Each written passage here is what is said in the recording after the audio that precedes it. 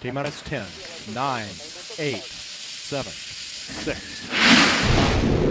NASA had taken a minor role in the early exploration of Venus. But in 1989, the space shuttle Atlantis lifted off carrying the Magellan probe.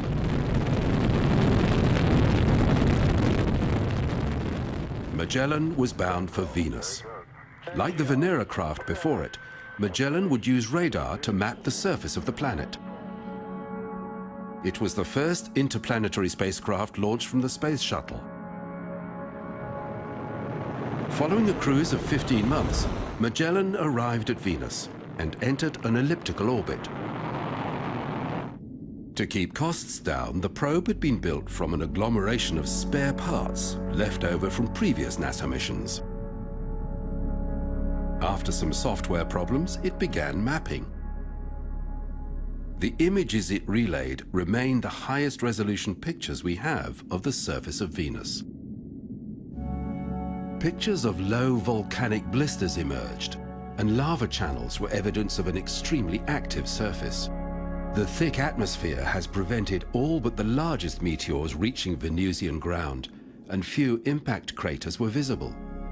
Yet evidence of plate tectonics that sculpts the Earth's surface was not obvious.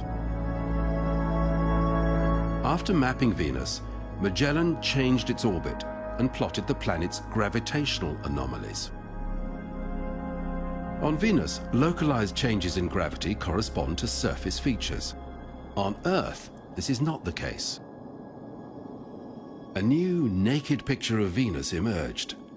The surface appears to have been completely remade around 500 million years ago. Yet while volcanoes and lava channels are common features on Venus, Magellan could not find evidence that volcanic activity still happens on the planet.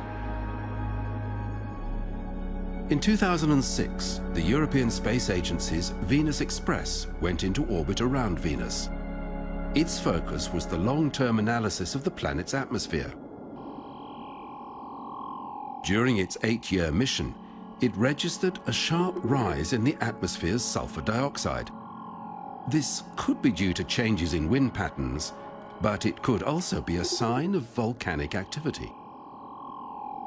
Researchers also saw increases in infrared radiation coming from 3 different volcanic locations. More circumstantial evidence of current volcanic activity. Finally, the infrared team saw short-term temperature changes that fluctuated over just a few days. It appears that volcanoes may still be active on Venus. The mission ended in 2015 with a series of swoops into the upper atmosphere that verified unexpected ripples in the mesosphere. Very little in the way of Venus exploration has happened since Venus Express. Though elaborate plans exist for future missions to Venus, nothing at this stage has been funded.